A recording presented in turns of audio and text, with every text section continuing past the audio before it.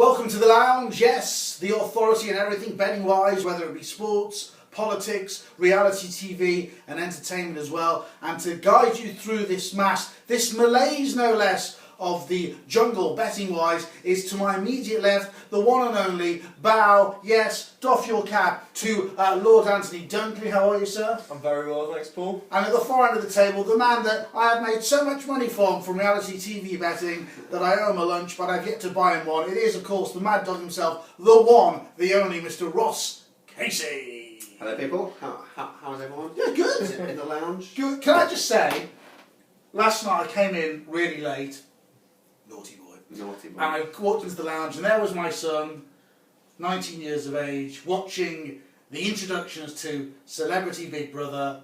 And as they came in, the first five I didn't even recognise who they were. And what was really interesting, I read a newspaper clipping for about 2 weeks beforehand. They were going, oh, Linda Evans is going to be on there, but she's asking for $500,000 and such and such. And the first person I recognised was the great Alexander O'Neill. What a voice, eh? What a voice! You must love him being a musical man. Great, yeah, great voice. He's some serious problems, but great voice. Great voice. Can't wait to see him. And he is, without shadow of a doubt, because I've seen him live, the sweatiest man on stage. But brilliant. But He'll be watching those sheets for a long part of his show, I think. And who was that bird who was introducing Celebrity? What's her name? Emma Willis. Emma Willis. Yeah. Terrible. Absolutely. Really? She's great. No, she's not. You only like her because you like the shape of her. Different She's generation. awful presenter. Different. What's the market saying, Rossi, though, for Celebrity? Because we're going to have an eviction, aren't we, as well? So Apparently so, yeah. There's going to be something happening at the live show on Friday. I'm not sure that it will be an actual eviction because it's very, very early. But what does the market say? Well, it says that Cheggers goes pop because he is... Cheggers plays pop. That's one of my favourite shows. It was Do you know his sister was called Janice Long? Yeah, she was a kids presenter. She was actually on Radio Merseyside as well. So if you're watching this, Janice, and I know you're not, but if you are, hi. Hi to Janice. Cheggers is leading the market at 3-1. He is the classic Celebrity Big Brother, light entertainment type person to go in the show. Oh, is it? You've had the types of Lionel Richie and Jim Davidson and Michael Barrymore. But he's a genuinely nice man, isn't he? Oh yeah, he seems a far cry from that terrible field of like entertainment actors and presenters. But 3-1 seems a fair shout. But he is in my anti-posts tipping on site, and as is Michelle Visage, who's quite an interesting character. She's a singer and a host, and also a judge on a pretty famous show called RuPaul's Drag Race. It's basically about drag acts, and and she's known on the judging panel as Miss Nasty. Oh really? But she's actually got an acid tongue, but a fun acid tongue, kind of like a Carol from Newswoman. She, really? Kind of a fun. So you wouldn't want to have a French kiss with her? Maybe not. But already there's a huge call for her to win from the LGBT crowd, which is pretty important in these shows to have a big following. And at 12-1, I think she offers some pretty good value, especially if she comes head to head with Katie Hopkins in a fight, because if she comes to blows with Katie Hopkins verbally and beats her at her own game, I think that the UK may have a new favourite in a Michelle, and she's one of the people that will probably stand up to Katie, because I'm sure that Katie will try and run that show how she wants it to be run, and which is basically the Katie Hopkins show, of course. And then my other shout is actually Perez Hilton at 10-1. I think that looking at the crowd of people that are there, I think he's someone who people my generation know, but I'm not sure about your generation of people. Really, he's kind of an insider into celebrity people's lives. He kind of started as a blogger. There's quite a bit of negative press about him, but he's starting to change that because he's starting to be a bit more positive in his ways, and he is actually quite a funny, uplifting type of guy. And I think in that crowd it needs that, because there's quite a few buffoons, there's quite a few people who are on the edge of a breakdown, and I think that you need a bit of entertainment in there, and I think Chegwin will provide that for your generation, and for our generation, I think it will be Perez who will do that. So, Interesting. So I think at 10-1 is a pretty decent price. Normally, I wouldn't have tipped Michelle or Perez because, of course, Americans don't tend to win these shows. But Series 14 winner for the first time ever, an American winner, Gary Busey. So I'm more than willing to drop my old previous never back an American in these shows, and I'm going to back 2 here along with the favourite Keith Chegwin. You love this show, don't you? Absolutely love You it. can always trade out as well. You can, of course. They're at 10-1 at Torty. Absolutely. Yeah. And if anybody of you, by the way, Kate Hopkins runs in this year's Grand National. If any of you are worrying, Rossi has got the longest fringe in the world, haven't you, Rossi? It's absolutely, we never asked him to pull it down, but it's unbelievable. And he's going for the Guinness Book of Records, actually. One man who's already in there with his millions in the bank is Lord Dunkley. Now listen, we were in the office, we were talking before, and we like to cover as many different betting books as we can here at easyodds.com. Certainly. Do look at the site, etc., etc. Lucy Beale, though, Who Killed Her, has been going for months. But you shot up like Zebedee when you saw there was a certain book had been instigated on Who Killed Lucy Beale, didn't you? You couldn't believe the price. Yeah, well, this is going to be a little side bet before I get on to the main action. Okay. I cannot believe that a Beale to have killed Lucy Beale is 11-10. Beale does a bit. But even bigger than that, I cannot believe a Branning to have killed Lucy Beale is 10-11. That's an unbelievable price. What price should it be? It should be about 1-4, I think. Okay. There are 3 main contenders in Max Branning, Abby Branning, who is the 5-2 favourite, and Lauren Branning, are all under 10-1. Okay. So you've got 3 bites of the apple there. If you're a fan of backing at near evens, then and you are watching EastEnders, obviously, then that's something that will greatly interest me. But onto the main thing. A lot's happened over Christmas, and in fact a hell of a lot has happened over Christmas. Abby Branning is now the 5-2 favourite. She has emerged as quite a brutal character, highlighted especially in yesterday's episode where she comes in to confront her dad, who has just snapped at... It's really complicated, but his girlfriend has just died, who was the police investigator, Wow. and while he's crying his eyes out, she comes in and screams at him. So basically she's a bitch. She is a complete bitch. Another bitch in there whose price has come down slightly is Denise, who was found out to be hitting Patrick, who she's caring for after having had a stroke. Wow. She, of course, was Ian Beale's to-be wife at the time, and was planning on leaving him. So could Lucy have found that out and then she had to offer? No. I mean, anything's possible. It's a happy show, isn't it? It really is. Rossi, do you watch EastEnders? I don't, apart from on Christmas Day. Okay. Only on Christmas Day. So I saw Danny Dyer have his blow-top moment, which was brilliant TV. Yeah, it was, and it's on that point. It's unlikely to be a Carter because they had the big Christmas storyline. So, I don't think that's going to happen. The big thing to mention here is that apparently there's a short list of 14 now. They're on the New Year's Day episode. Emma Summerhays, the woman who's just died, who was the police investigator, she found out who the killer was.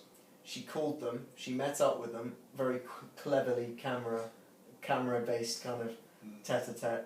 And then she had just been hit by a car. She rang the number, and there were 14 people standing around her, and one of their phones went off. And the camera went on each side. Brilliant. Very clever. Very And so and that's basically it. Also, there's been big money for Cora Cross, who's the Brannings in the Branning family, but the grandmother of Abby and Lauren. She's not 4-1. I don't really understand why. I think she's about to leave, so I don't really understand. She's 12-1 with one bookmaker and as low as 4-1 with another. But my tips at the moment: so Abby Branning 5-2 favourite, Lauren Branning at 10-1. And good old Ian Beale is drifted a bit out to 10-1, but we're in a good position at the moment. So keep the faith, don't trade out. I think it's one of those 3. Keep the Bon Jovi as far as Who Killed Lucy Beale is concerned. We'll keep you up to date what happens because we're now coming into the home stretch, which is really exciting. But Dunkers has got you the value early doors if you stuck with him. We will talk about horse racing in a minute. What's going on the Easy Odds site, Rossi? Anything exciting to tell our viewers? Same as ever, Wednesday Wager, Statuses Challenge, weekly competitions. If you don't play them, why not? There's £10 free bets at stake every single week. In terms of the weekend, I'll be on the weekend on social. So if you have a problem on site, or if you have a question about something in particular, then feel free to tweet me at RossCasey24. RossCasey24. Open brackets. 24 hours a day. 24 hours He's a day. online. Open brackets. Lager, red wine, vodka. Right. Let's talk some Football League, because we're back to the Football League after the FA Cup, Yeah. which is great. This is the time of year actually when all of a sudden you get a team in mid-table, whatever it be, Championship, League One, League Two, who can put together a string of wins and elevate themselves up into Like the... at Birmingham, Yeah, I mean, incredible. what's happened there? Gary- St Andrews. Gary Rowett, great manager. Great stuff. Burton's loss is Birmingham's game. It is. Well, what have you got this weekend for us? I'm going to go for a League One match. It's absolutely massive at the top of the table. It's Sheffield United at home to Preston. Oh, Sheffield have had a whole week to prepare themselves for this match, unlike Preston, who had to play in the Johnson's Paint Trophy last night, which they lost to much people's annoyance. That's an easier word for me to say. So I'm going to go for a Sheffield United win here because they've had a whole week to prepare for it. They're coming off the back of an amazing FA Cup victory at Loftus Road, where they won 3-0. No League One team has any sort of right to go to a Premier League team away and win 3-0. That's an impressive result. But at home in the league, they are struggling. They haven't actually won a match at home They since. can't score goals, can they? At home. Yeah, which is a bit mad really, because they've got some decent strikers up there. But they haven't won a home game in the league since the 21st of October, which is absolutely crazy. But Preston, they were on an incredible run of 10 matches without a loss, and then they managed to screw up their Johnson's Paint Trophy chances by losing 2-0 at home to Walsall last night, as I said. So I think that they might be on here for another loss back to back, which would be a mighty disappointment to their fans and Simon Grayson. And at 31-20, I think that's a pretty decent price for a home win there for the Blades to get back to winning ways in the league, which is something that they do need to do to push on in their promotion race. And then they'll have to go back to the Bescott Stadium. Yeah? The football ground that falls off the edge of the M6. Indeed. You can actually touch it as you're going by. Also, talking about football, I'm sure that you're aware of the potential upcoming match with me and Paul's team in the FA Cup. If Bristol City beat Doncaster and Everton beat West Ham, So it's not going to happen, basically. then BBC One have picked up the fourth round tie between Bristol City and Everton. Brilliant. So I think we should all come to the office for a pie. Yeah, stuff. Because you won't get tickets, because we're not VIPs, are we, basically. We're going to talk some American football in a minute. Divisional playoffs this weekend. Horse racing tip for you. 2:05 at Lingfield, over 1.5 miles. King's Bayonet, who got stuck in the mud in the November handicap, and he loves it really, really deep. Alan King said it was too much for him. He said going down to the start, Hayley Turner said she knew she wasn't going to win, and she was thinking of withdrawing the horse, but they ran in any case. Very nicely handicapped on the all-weather, 2:05 at Lingfield, King's Bayonet. Let's go to America, where it's freezing this weekend for the divisional playoffs, both in the NFC and the AFC. We all know who Anthony Dunkley loves. He's a Denver Broncos nutter, which means he... Yeah, exactly. So we know he's going to Mile High Stadium. Certainly are, Paul. And will it surprise you to hear that I'm tipping Denver minus No, 7? not at all. Basically, home advantage counts for a lot in these playoffs. Denver are in good form, 12-4 for the regular season. Indianapolis 12-5. However, they were 11-5 and got the 12-5 by beating Cincinnati last weekend.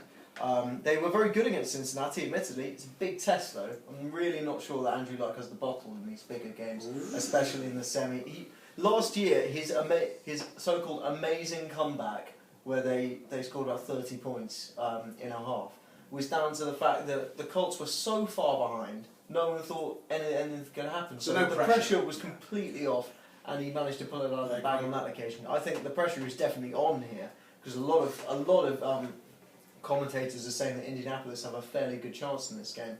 But Denver are rested. They didn't have to play last weekend. They've had their time off. They have a near 100% fit squad for the game as well. Give or take maybe 1 or 2 players, which is crazy for an NFL team. That almost never happens. They've also won 6 of their last 8, Denver. They've covered the spread 4 times. I think it just depends on which Peyton Manning turns up. if the Peyton Manning that I know and I love turns up, then it's going to be a procession. So let's hope for that. And Denver basically have got a better all-round team than India. Basically fly through the air, and that's it, isn't it? Exactly. They can run, they can throw, and they can stop. There you go. There it is. Denver to beat the handicap against Indianapolis in that AFC divisional matchup, and that brings to an end the lounge for another week. Don't forget, of course, there is the Premier League video cast with not only Simon Hopper, who gave Spurs to beat Chelsea the last time I had a Premier League video cast, but guess who's back? Tom the Power Pal. Yes, he's here.